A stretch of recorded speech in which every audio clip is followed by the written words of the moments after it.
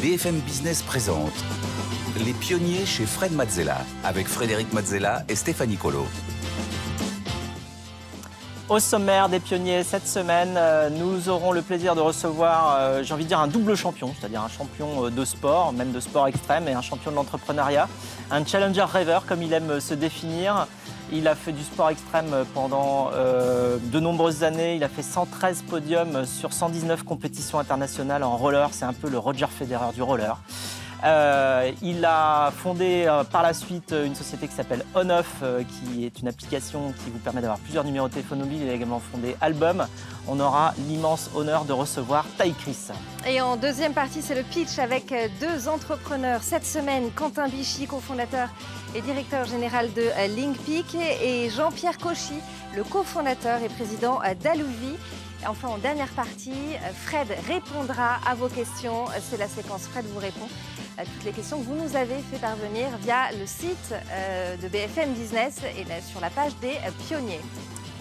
Et tout de suite, place au tête-à-tête avec Taï Chris. Les pionniers chez Fred Mazzella, le tête-à-tête.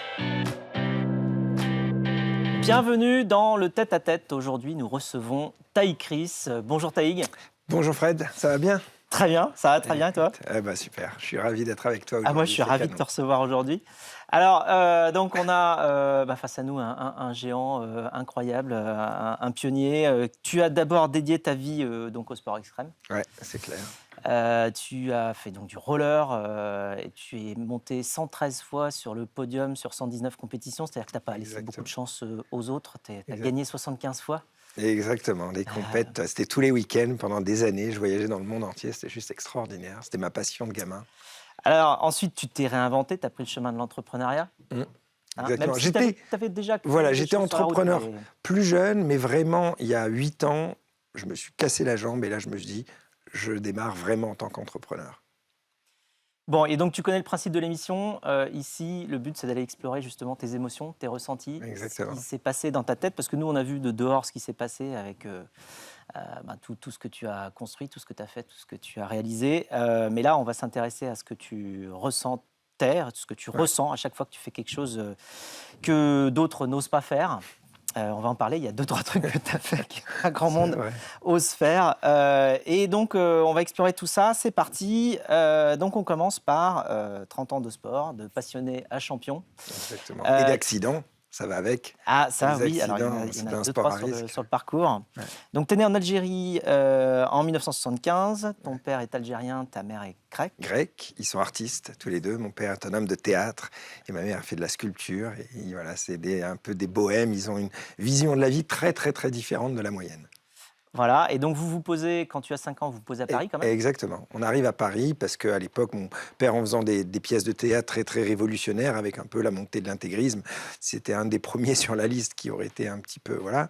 Et donc, on est arrivé en France et tout de suite, j'ai commencé le roller avec mon frère au pied de la Tour Eiffel et voilà, la découverte de la France. Et alors donc quand même, pour avoir une idée, parce que tu parles de vie de bohème, pour avoir une idée, c'est vrai que vous aviez un singe à la maison, à Paris? C'était que hors norme, c'est-à-dire qu'on n'allait pas à l'école, j'ai jamais été scolarisé, même pas une journée de ma vie, même pas en maternelle. Voilà, j'avais un petit singe en liberté à la maison, on faisait la traversée de l'Atlantique en voilier, l'Amazonie en pirogue, on n'avait pas beaucoup d'argent, mais on faisait du camping, voilà, et mon père était éducateur de prévention quand on est arrivé en France. C'est vrai que tu as dormi sur le sol jusqu'à tes 20 ans? Exactement. Sans oreiller? Mes parents, exactement, ils estimaient qu'on dort, que c'est mieux pour la santé de dormir par terre sans oreiller. Donc c'était très très drôle. Je n'avais pas de matelas, je dormais par terre et toute ma jeunesse j'ai dormi par terre.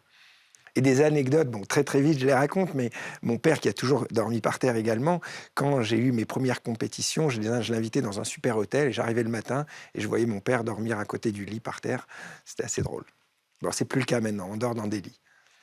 Et donc assez vite, c'est le roller qui prend un peu le dessus sur à peu près tout. Ouais. Et donc, c'est là que tu te fais tes copains? Oui, c'est-à-dire que je suis un monomaniaque, c'est-à-dire que mon rêve de gamin était de vraiment devenir champion de roller, et donc je n'ai fait que ça, si tu veux. J'avais évidemment mes copains dans le roller qui étaient d'autres champions, et on voyageait dans les hôtels pendant 10 ans, j'avais même pas d'appartement, je ne vivais que dans les hôtels, et j'étais avec ces autres champions, mais si tu veux, je faisais rien d'autre, j'ai pas bu une goutte d'alcool avant 33 ans, pas de soirée, rien, c'était juste le roller, l'entraînement, etc., parce que je voulais aller au bout des compétitions et du succès en tant que rider. Ouais, mais tu as quand même fait de la magie, du dessin, Oui, cirque, alors, du tennis. c'est vrai, mais j'ai fait tout ça avant de devenir champion de roller, parce que vu que j'allais pas à l'école, eh ben, je touchais à tout, je faisais tous les métiers inimaginables, du piano, du dessin, de la magie, j'étais vraiment professionnel de magie, je faisais des spectacles, et c'est vrai que je faisais du roller au début comme jeu, mais très vite, c'est ça qui a pris le dessus, et j'ai arrêté tout le reste. Alors, première compète? Première compète, c'était à Versailles.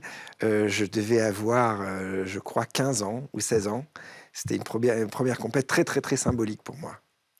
Ouais, donc là, tu as été qualifié, pas tout de suite? Ouais, non, en fait, ce qui s'est passé, c'est que j'ai grandi en étant un petit peu dans l'ombre de mon frère, parce que lui, il avait un succès incroyable, même en roller, il était plus fort que moi. Il avait des premiers rôles dans des longs métrages, etc.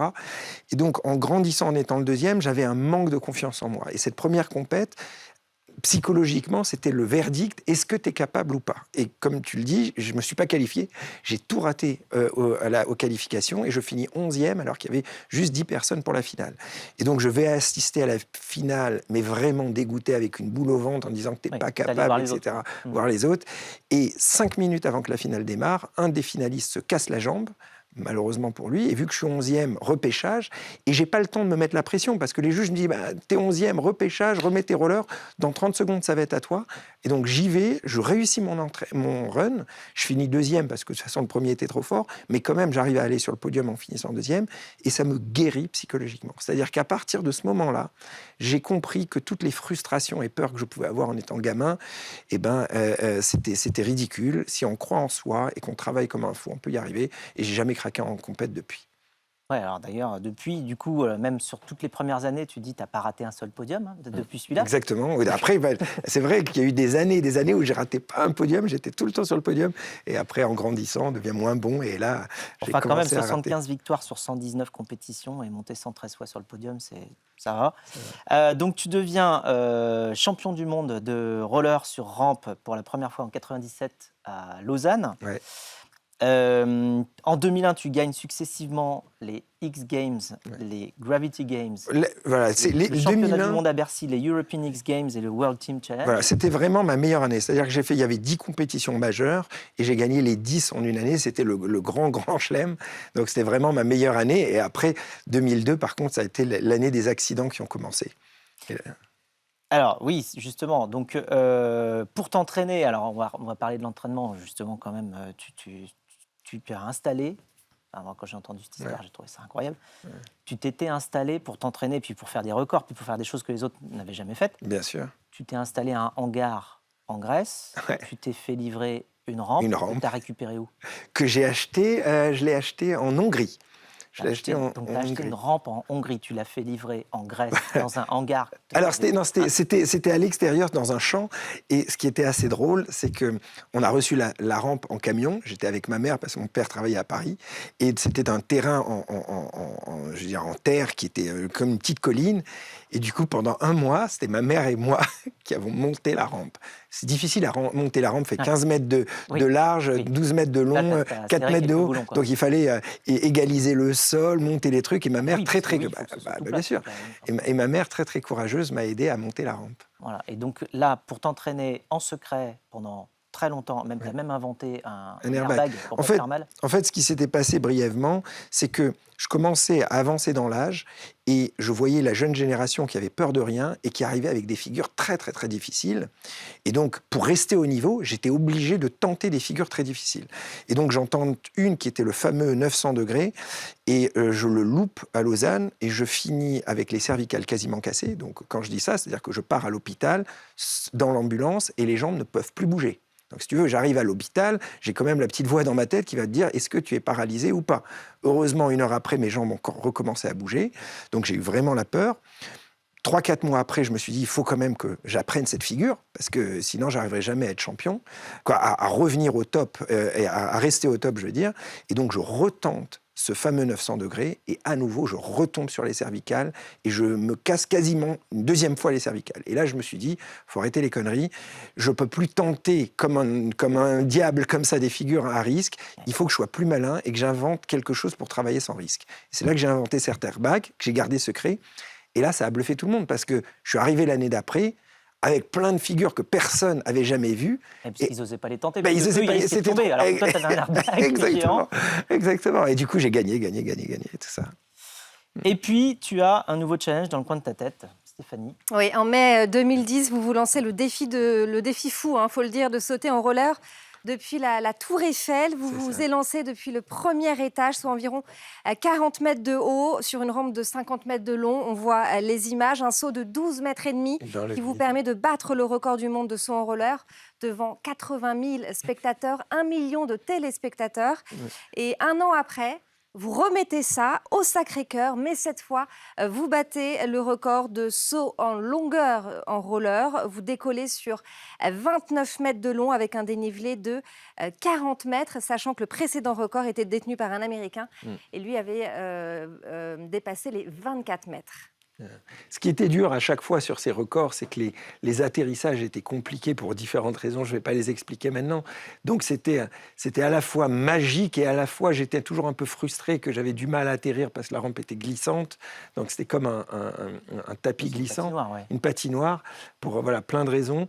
Mais c'était à la fois les moments les plus forts et les plus beaux de ma vie. C'est clair. Comment tu as fait pour convaincre la mairie de Paris de faire un truc pareil? Ça se passe comment? C'est quasiment impossible. C'est-à-dire que je dirais même que c'est normalement impossible. J'ai dû faire 150 à 200 réunions pour y arriver, du maire de Paris, du président de la République, du maire arrondissement, du président de la Tour Eiffel, du préfet de police, des architectes bâtiments de France, des Verts. Voilà, j'ai rencontré tout le monde, du directeur technique aux assistantes, aux politiciens. Et petit à petit, avec du sourire, de la persévérance, mais surtout, je leur ai montré que c'était pas qu'un record personnel que j'avais envie de faire, j'avais envie de faire rayonner la France et montrer qu'on peut faire même mieux que les Américains, pour le coup. Et donc, ils m'ont donné cette autorisation, plus parce que j'allais présenter la grandeur de la France à travers ce record. Alors, on a une petite surprise pour toi. C'est vrai? Ok. Quelqu'un qui voulait revenir avec toi sur ta carrière sportive. Ok. Une petite question pour toi. Super. Salut Taïg, déjà un grand bravo pour ta carrière de sportif de haut niveau, aujourd'hui pour ta carrière d'entrepreneur. Je voulais revenir avec toi sur ta vision de l'évolution du rôle du sportif, de tes débuts jusqu'à ta retraite, voire aujourd'hui ce qu'un sportif doit représenter. Waouh. Non, c'est une bonne question. En tout cas, c'est super de voir Alex. C'est une question très, très importante parce que dans mon sport, j'avais tellement pas de structure.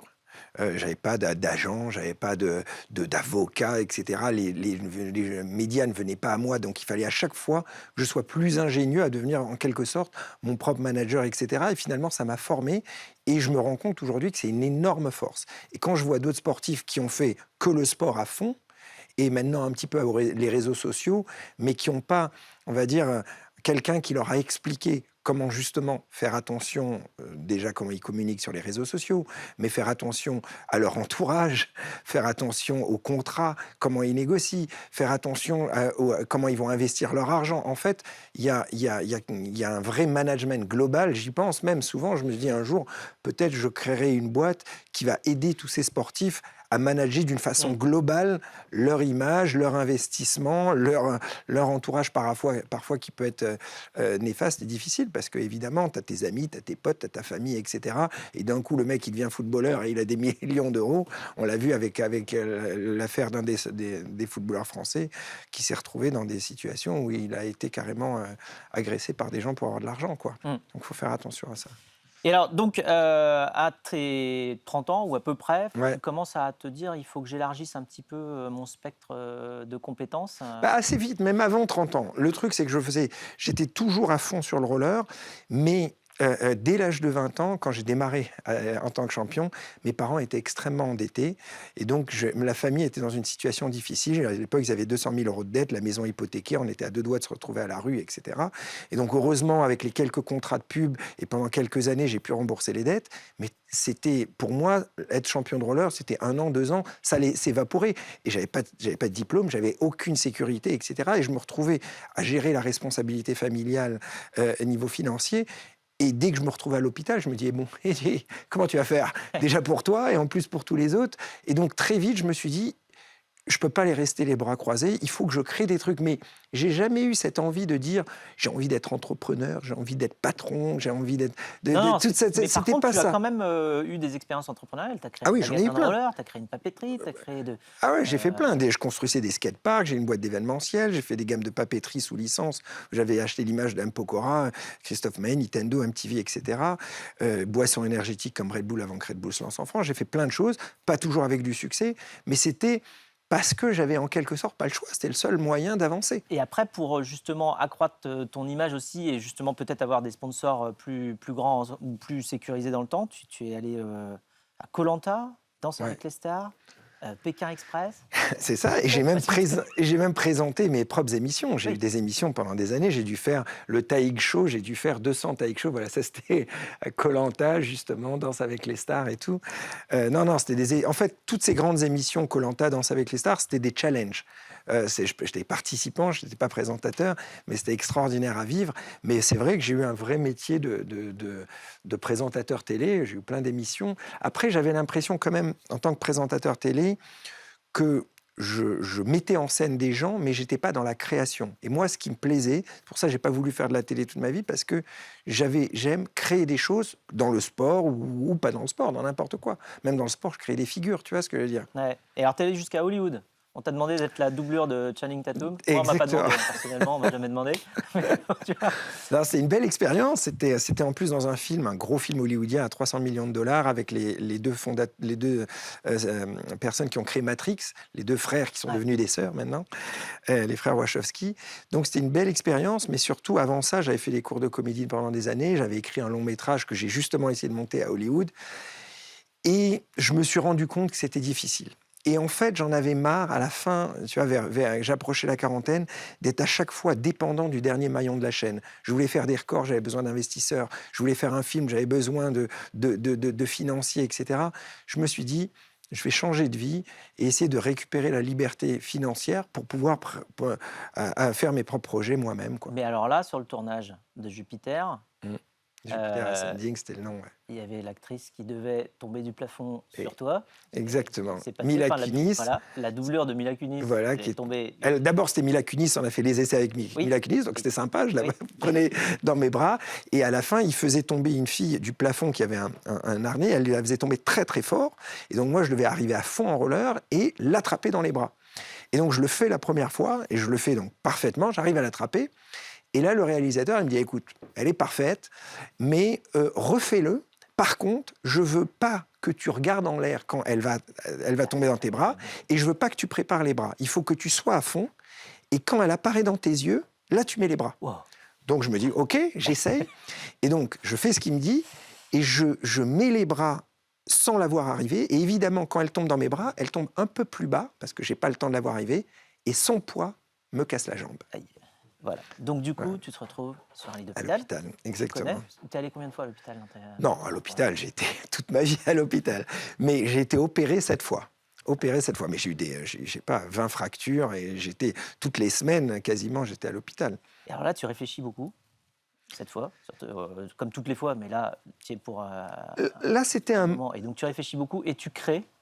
Tu te dis, là je vais réorienter ma vie. Voilà, là, c'était vraiment un moment, je me suis dit... C'est le moment de changer de vie, parce que c'était tout réuni. Je n'allais pas faire des records pour toute ma vie.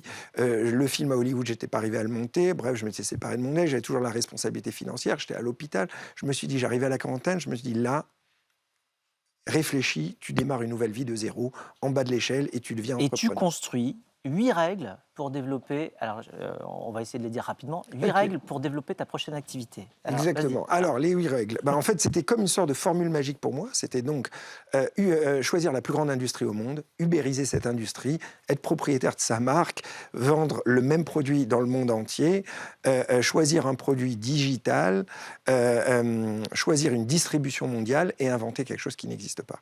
Et avoir une expérience utilisateur Et une incroyable. expérience utilisateur incroyable, exactement. Et en fait, ces 8 points m'ont permis de structurer mon idée. Parce que à chaque fois que j'ai pu faire des choses, même si ça a marché, c'était dans un petit univers des sports extrêmes. Donc je me suis dit, démarrons dans le plus grande industrie au monde, qui sont les télécoms. C'est comme ça, Stéphanie, que Taïg lance son aventure suivante. On-Off en 2014 avec comme objectif assumé de révolutionner le monde des télécoms, vous l'avez dit. Le principe, c'est une application qui permet d'obtenir un second numéro de téléphone sur un même smartphone. Donc une carte SIM en un clic. Elle permet de différencier numéro pro, numéro perso ou même d'avoir un numéro international sur le même téléphone. Vous avez aussi lancé une offre en B2B. Et pour y parvenir, vous levez 20 millions d'euros auprès d'amis, de connaissances et même d'inconnus. Je crois que lors d'un vol, vous pitchez on-off à votre voisin de siège en avion. Qui était même pas j'étais même pas à ma place. C'est-à-dire que moi, En plus. j'ai été dans une autre place et la personne assis à côté de moi, c'était un Français, on a sympathisé pendant le vol et en 2 heures de vol, il a investi 300 000 euros. C'était pas mal. Le pitch devait être très efficace. Il était efficace. Ouais, j'imagine, quand tu rencontres Taïg, tu repars, tu fais un chèque. Mais alors donc, ce changement-là, du coup, quand même radical de sportif, sport extrême, à, après, star de la télé et ensuite entrepreneur pour créer une boîte dans les télécoms, comment tu l'as vécu? Comment ça s'est passé avec tous les interlocuteurs que tu avais? Tu arrives à lever de l'argent, tu arrives à convaincre tout le monde? Alors, tout est relatif. Très vite, j'étais tellement pas légitime en tant que créateur d'un opérateur télécom. Déjà, j'y connaissais rien, etc. Je partais juste de l'expérience utilisateur. Et tous les investisseurs dits professionnels pensaient que j'étais une arnaque complète. C'est-à-dire qu'ils disaient, mais pourquoi tu n'as jamais fait d'études? Pourquoi tu es rollerman? Pourquoi on va te donner de l'argent pour créer un opérateur télécom? On ne sait même pas si ton truc est faisable, etc. Et donc, mais toi, tu étais sûr que c'était faisable, par contre? Alors, toi, au début, non. Évidemment, je ne savais pas, mais j'ai très vite embauché un chef architecte télécom que j'ai payé à la journée avec les quelques économies que j'avais pour juste qu'il me dise si c'était faisable ou pas.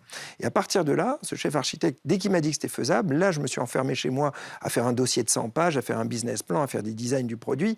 Et très vite, j'ai commencé à me documenter pour vraiment devenir incollable techniquement. Et comme ça, quand je rencontrais des grands investisseurs professionnels et qui ne me croyaient pas, je leur disais, écoutez, embauchez un expert télécom à la journée, un chef architecte, mettez-le face à moi et vous verrez que je le challengerai techniquement. Donc à la fin, quand on devient incollable techniquement, on arrive à avancer. Et donc aujourd'hui, vous êtes 120? Aujourd'hui, on est 120, c'est génial. On est rentable, la boîte a grandi, on va faire un peu moins de 20 millions cette année. On a des offres incroyables, surtout dans le B2B qu'on est en train de lancer prochainement, qui vont être là, début de l'année, on aura des grosses annonces sur le B2B. Combien de personnes utilisent on-off aujourd'hui, l'appli? Le nombre de personnes exactement, je pense qu'on doit être proche des 250 000 qui payent par mois. Mais on a 80 millions d'SMS qui sont échangés tous les mois, donc c'est assez impressionnant. Bon, et en plus, tu ne t'arrêtes pas là. En 2021, tu lances une nouvelle app, une nouvelle boîte qui s'appelle Album. Albums. Alors, la vision d'Album, c'est quoi? Écoute, la vision d'Album, c'est qu'on a tous des milliers de photos et vidéos qui dorment dans nos téléphones. Et aujourd'hui, il n'y a pas de super app qui te permet de manager tes photos et vidéos. Il y a Google Photos, qui est quand même une app assez forte. Et il y a Amazon Photos, donc ça fait un peu mal d'avoir les 2 apps qui sont juste sur ces GAFA. Donc je me suis dit, pourquoi pas faire une app européenne qui est end-to-end encrypted, qui est vraiment sécurisée, et qui fait de la compétition à ces grands GAFA.